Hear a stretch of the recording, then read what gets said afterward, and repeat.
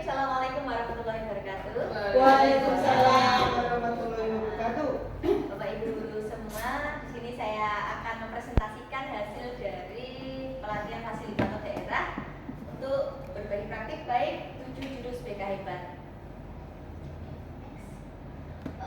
Sebelumnya saya akan perkenalkan diri dulu. Saya adalah Nurul Makmul, saya adalah guru BK dari SMK Desa Terjun Tangan. Dan di sini nanti ada beberapa yang akan saya bahas, yaitu termasuk 7 jurus BK. Untuk latar belakangnya sendiri, kegiatan praktik baik ini merupakan tindak lanjut dari kegiatan kami kemarin, pelatihan di Surabaya pada tanggal 13 sampai 16 Oktober. Dan ini kami berkomitmen untuk menerapkan hasil praktek yang kemarin sudah dilaksanakan untuk layanan nyata di sekolah. Untuk pengertian 7 jurus BK sendiri adalah 7 langkah ya, atau strategi utama yang digunakan oleh pendidik atau guru, yaitu kita sebagai guru BK, untuk membantu siswa berkembang secara optimal, baik dari sisi emosinya, kemudian kemampuan belajarnya, dan juga bertujuan untuk menciptakan anak yang berprestasi, berkarakter kuat, dan bahagia dalam proses belajar.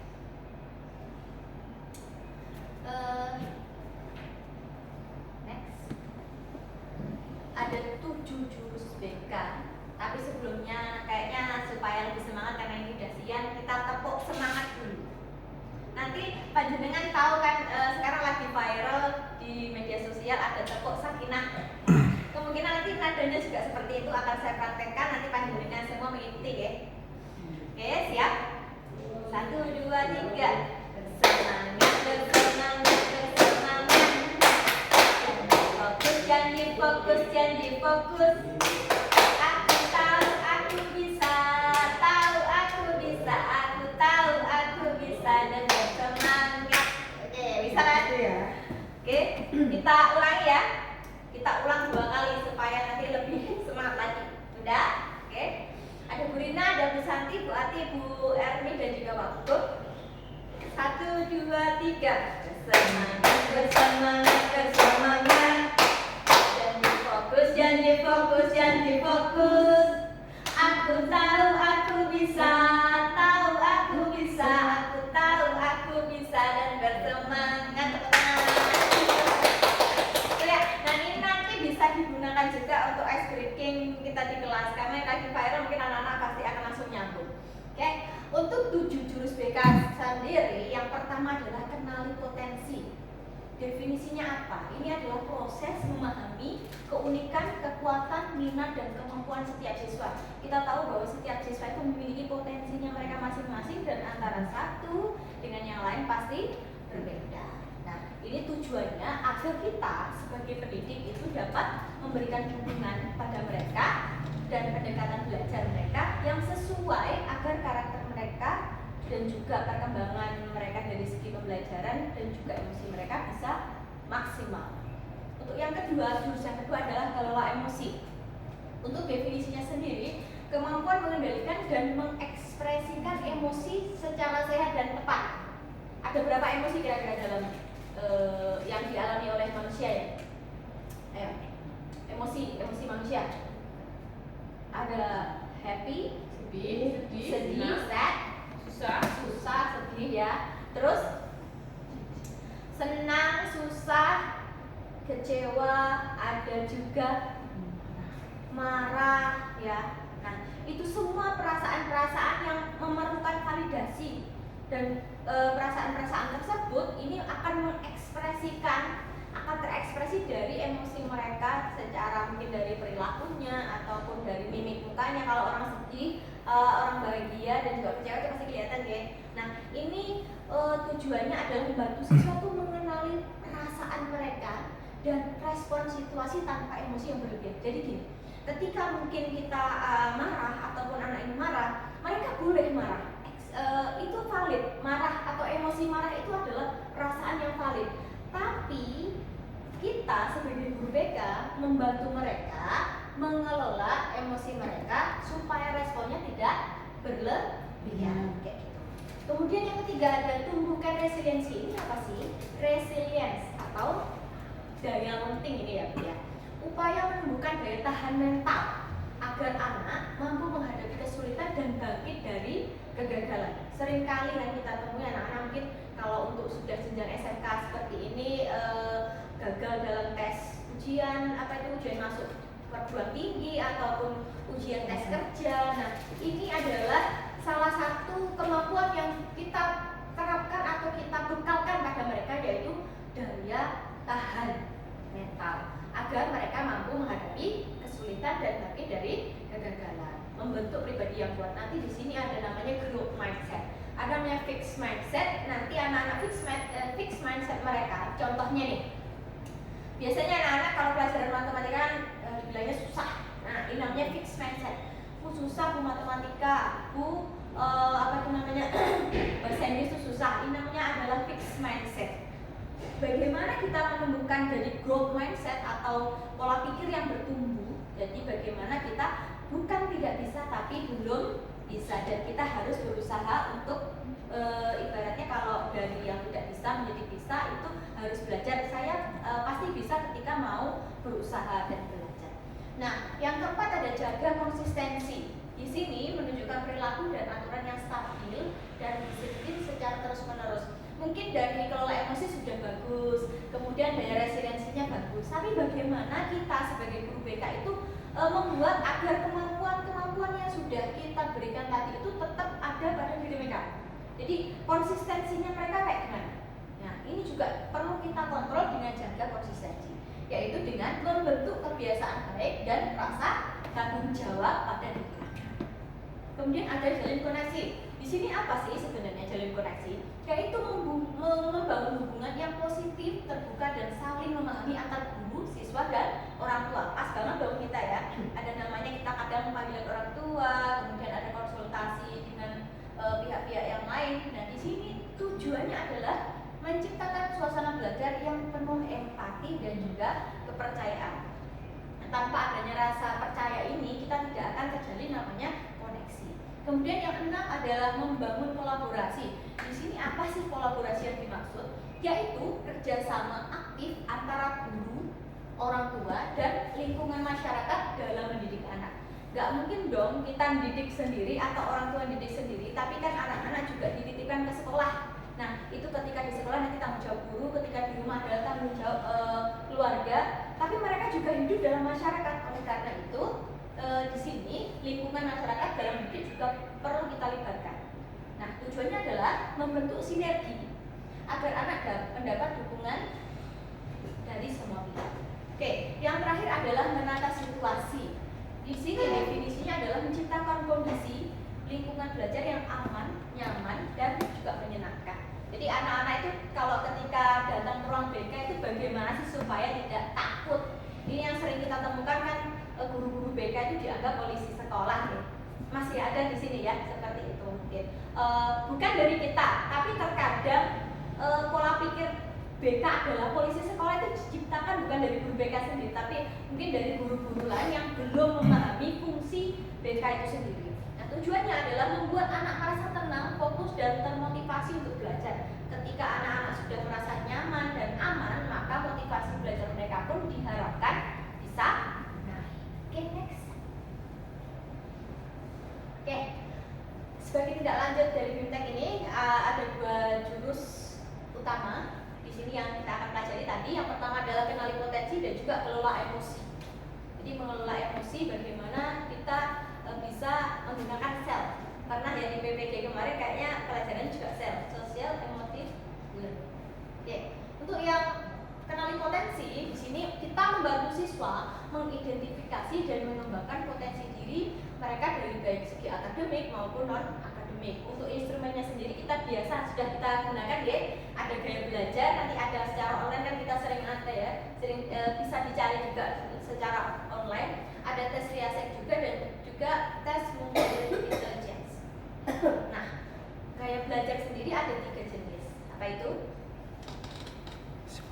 Kinestetik, audio sama visual. Nah, dari 3 gaya belajar tersebut nanti kita bisa menggunakan tes gaya belajar yang bisa kita laksanakan secara online, dan ini bisa kita dapatkan langsung di saat itu juga.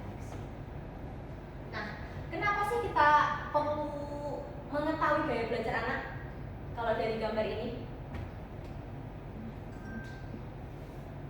Kalau please climb that tree. For a fair selection, everybody has to take the same action. Jadi ngetesnya tuh sama. Semua dari semua jenis binatang ini disuruh untuk memanjat pohon. Kira-kira yang paling pintar siapa tuh? Pak? Ya pasti monkey, pasti monyet dong kalau untuk naik. Kayak gini kan berarti kurang sesuai ya. Berarti untuk pembelajaran pun bagi setiap siswa kita harus membedakan mereka sesuai dengan gaya belajar mereka. Nah, ini untuk matematika. Ikan yang disuruh memanjat pohon akan merasa bodoh seumur hidupnya, betul? Nah, sedangkan misalkan kira-kira hewan yang tidak bisa berenang apa ya? Kalau ikan di laut pasti mereka akan menjadi yang paling pintar. Sedangkan ikan jika disuruh manjat pasti dia akan merasa paling bodoh. Kesimpulannya apa? Nah, kita tidak bisa memaksakan anak untuk memahami atau mempelajari sesuatu yang mungkin di luar bakatnya. Gitu. Kalau misalkan anak tidak memiliki bakat menggambar, disuruh gambar, kira-kira bisa nggak? Mungkin bisa, tapi pasti butuh proses dan pasti akan sangat berbeda dengan mereka yang memang memiliki bakat artistik. Nah, ini sini ada metode ARKA. Apa sih itu ARKA sebelumnya? Ada nanti ketika kita melakukan pembelajaran ada urutan namanya metode ARKA. Di sini aktivitas, refleksi, konsep dan juga aplikasi. Ini sudah menyangkut semuanya. Dalam aktivitas di sini murid diajak melakukan aktivitas yang berkaitan dengan tema serta memiliki makna dan tujuan terkait dengan tema tersebut. Kalau misalkan kita tadi sudah bahas tentang gaya belajar, jadi nanti kita ajak mereka untuk melakukan aktivitas yang berkaitan dengan menggali gaya belajar mereka. Kemudian refleksi dari aktivitas yang telah dilakukan, murid diajak untuk merefleksikan hasil aktivitas tersebut. Karena misalkan mereka sudah mengetahui gaya belajar mereka itu adalah audio, maka mereka harus bagaimana belajarnya. Nah, untuk yang visual, bagaimana mereka harus belajar? Nah, untuk konsep sendiri di sini fasilitator atau kita ya menyampaikan konsep materi dari tema yang akan disampaikan. Nah, yang selanjutnya adalah aplikasi. Murid diajak mewujudkan sebuah karya terkait tema yang telah disampaikan. Jadi kalau misalkan mereka memang gaya belajarnya visual, apa sih yang mereka harus lakukan untuk belajar? Misalkan kalau visual harus membuat peta konsep supaya mereka lebih. Di sini ini contohnya deh. Aktivitasnya tadi adalah guru BK membuat dengan ice breaking seperti itu, dan refleksinya membuat tes gaya belajar tadi. Nah, untuk konsepnya di sini kita menjelaskan kalau anak-anak sudah mengetahui gaya belajar mereka, kemudian kita sebagai guru BK menjelaskan apa sih audio, apa sih visual, apa sih kinestetik kayak gitu. Nah, untuk aplikasinya kita memfasilitasi diskusi dalam kelompok kecil sesuai dengan gaya belajar mereka masing-masing.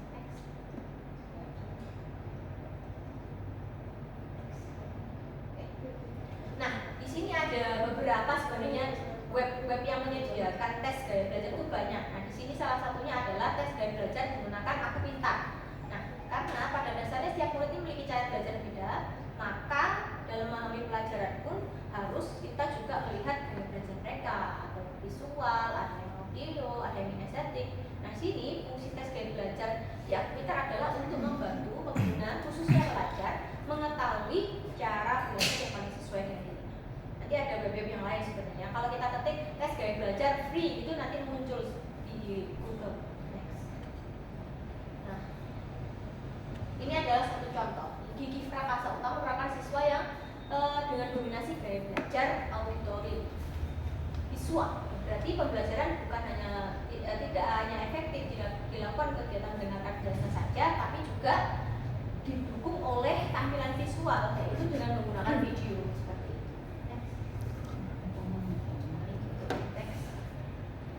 Nah, ini salah satu contoh kegiatan yang sudah saya laksanakan di kelas.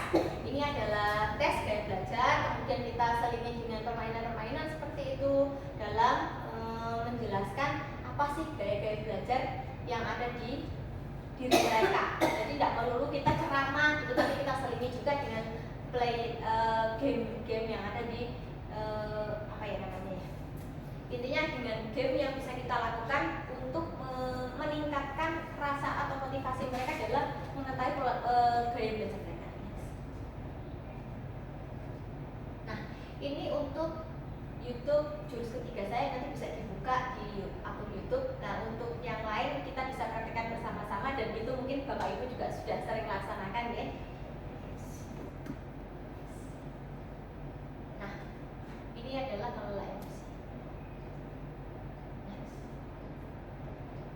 aktivitasnya adalah dalam metode ARKA tadi untuk kelola emosi adalah guru menampilkan gambar emotikon sederhana yang menggambarkan emosi. Dan ini bisa diupload di link. Misalkan hari ini anak-anak sedang merasa sedih, silakan diklik yang sedih, atau mungkin yang lagi marah, atau mungkin yang lagi senang. Nah, di sini diminta memilih satu emotikon yang menggambarkan diri mereka, dan juga kemudian mereka beberapa orang diminta untuk menjelaskan. Nah, refleksinya guru bertanya bagaimana kamu biasanya mengatasi emosi itu. Jadi kalau kalian lagi marah itu apa yang bisa kalian lakukan gitu? Atau mungkin mengambil nafas panjang, atau mungkin menulisnya di kertas seperti itu. Kemudian guru menulis di bawah jawabannya dan menyoroti bahwa setiap orang memiliki cara berbeda dalam menghadapi emosi. Tentu Bapak Ibu terkadang menghadapi siswa itu juga jengkel ya. Nah, ketika itu kan timbul kemarahan dalam diri, kecewa dan marah itu jadi satu, sedih juga. Kira-kira apa yang akan Ibu lakukan?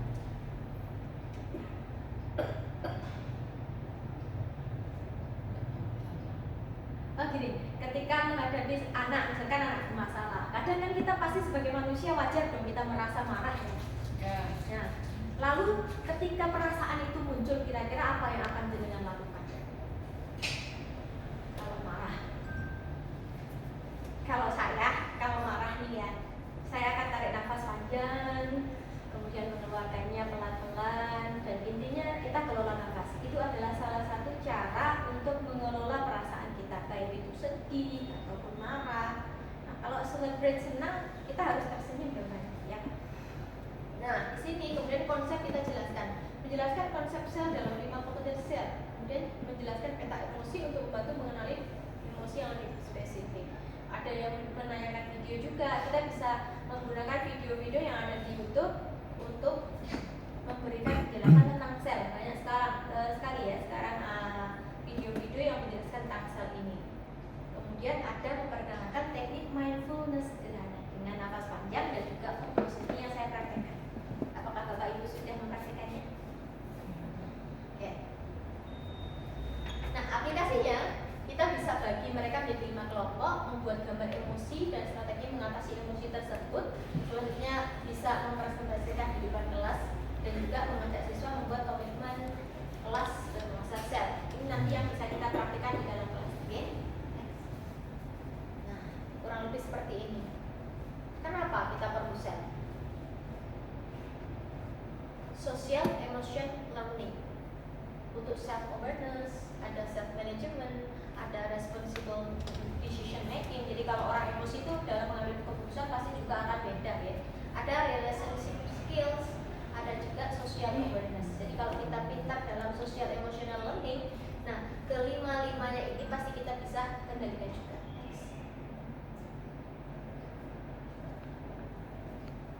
Nah, ada pembelajaran social emotional. Di sini 5 ada yang namanya kelas pengaruh. Ada pertama dari kelas, kemudian sekolah, kemudian ada keluarga dan juga komunitas. Ketika seseorang bisa mengendalikan emosi-emosi ini, maka secara namanya ini lingkaran pengaruh ya. Lingkaran pengaruh mereka juga bisa bertanggung jawab atas diri mereka sendiri.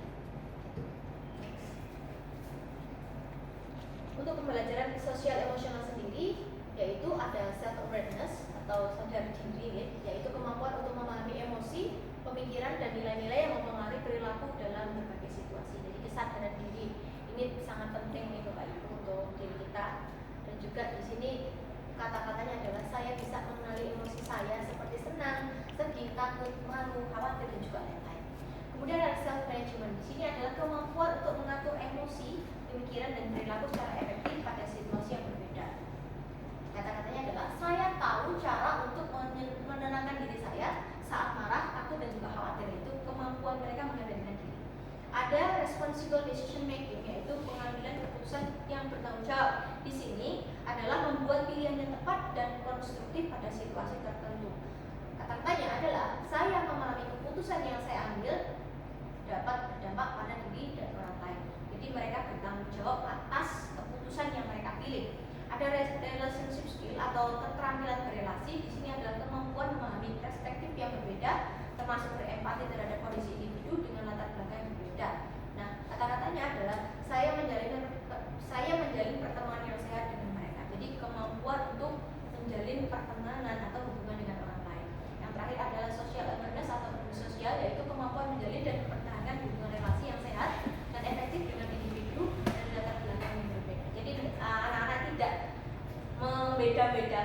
keturunan gitu, si kaya si miskin atau mungkin latar belakang agama, jadi itu sudah tidak lagi berpengaruh pada diri mereka. Di sini kata-katanya adalah saya peduli dan bisa belajar dan selaras dengan nama, norma, sopan santun dan yang beragama.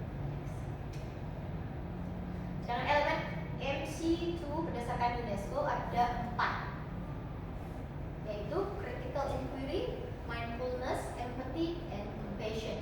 Di mana critical inquiry ini terdiri penyelidikan gerakan pada bukti, logika sebagai inti rasionalitas atau skeptisme diri, yaitu sikap mempertanyakan penilaian dari diri sendiri sebelum menerima sesuatu sebagai bukti. Untuk mindfulness sendiri adalah meningkatnya perhatian dan kesadaran, berlatih teknik mindfulness seperti yang kita bahas tadi, dan juga mengatur emosi. Untuk empati sendiri dengan mengenali emosi, memahami perasaan orang lain dan menumbuhkan hubungan sosial. Itu yang terakhir, kompetensinya adalah pemahaman tentang kasih sayang, ini compassion, ya, kasih sayang kepada diri dan juga orang lain, dan juga menjadi agen perubahan. Next. Nah, empati, kemampuan yang dimiliki dalam memahami murid secara mendalam, baik dalam situasi pribadi maupun sosial. Jadi tidak hanya memandang individu secara pribadi, tapi juga memandang individu secara sosial. Ada empati kognitif, empati secara emosional, dan juga empati secara perilaku. Jadi secara kognitif, kalau kata-katanya kognitif ya, tapi empati secara kognitif ini ternyata adalah memahami perasaan. Nah, ada empati secara emosional. Di sini merasakan apa yang orang lain rasakan. Ini keterampilan yang harus dimiliki oleh guru BK. Oke. Empati secara kognitif berarti kita bisa memahami perasaan orang lain. Empati secara emosional berarti merasakan atau ikut merasakan yang dirasakan orang lain. Dan empati secara perilaku yaitu memberikan respon sesuai dengan perasaan orang lain. Oke, ada pertanyaan? Next. Compassion atau bela rasa. Di sini ada sensitivity, sympathy, caring, tolerance, and non-judgment. Ini yang paling penting, non-judgment. Menerima kondisi orang lain tanpa menunjukkan rasa frustasi, marah ataupun jijik. Jadi kita harus sebagai guru BK itu harus netral, tidak memihak, membatasi perasaan terhadap orang lain sehingga dapat mengurangi stres atau tekanan pribadi akibat respon yang berbeda. Kita kan kadang mungkin menerima konseling yang sedih banget, terus kita ikut hanyut. Nah di sini kita otomatis tertekan juga kan, karena ikut merasakan. Nah dengan adanya compassion ini kita bisa membatasi perasaan kita atau respon kita terhadap perasaan yang atau ungkapkan oleh orang lain. Next.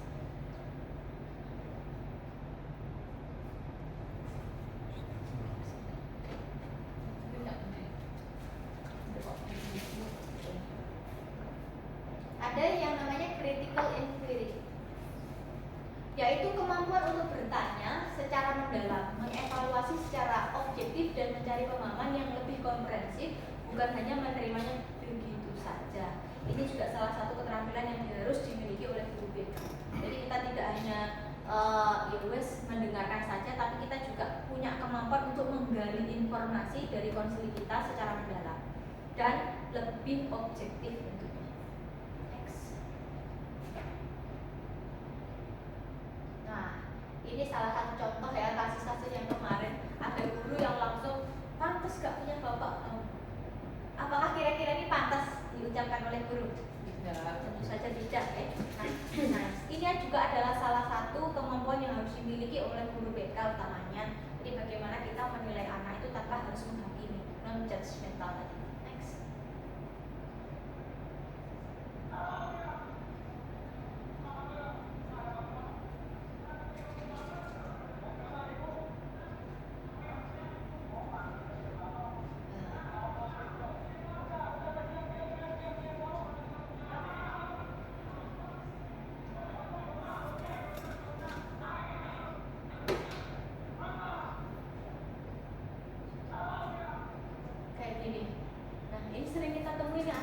Generasi Z sekarang ya.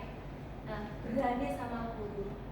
Guru pun juga harus sebenarnya memiliki keterampilan atau sosial emosi ya. Keterampilan sosial emosinya kita harus tahu. Jadi bagaimana guru harus mengendalikan diri.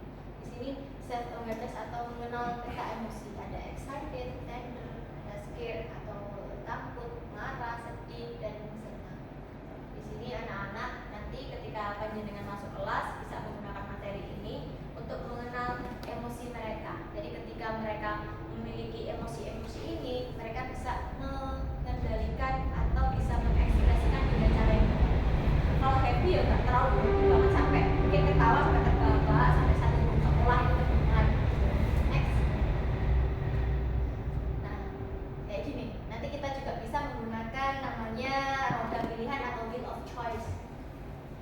Kalau mereka sedang marah misalkan, sedang bertengkar, ketika itu roda ini diputar, apa yang bisa mereka lakukan? Bisa apologize, minta maaf, atau mungkin menjauh, walk away, family meeting, use an I message, atau tell them stop. Ada count to 10 to cool off. Jadi kalau kita marah itu biasanya kan emosi kita meledak-ledak, mulut ini tidak akan terkendali. Jadi kita bisa menggunakan hitungan 1 sampai 10 untuk mengendalikan emosi. Next.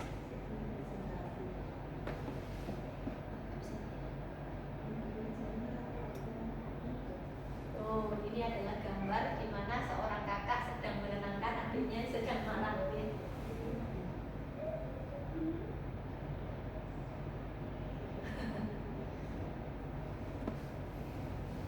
Dengan teknik bernafas, ternyata ini berhasil.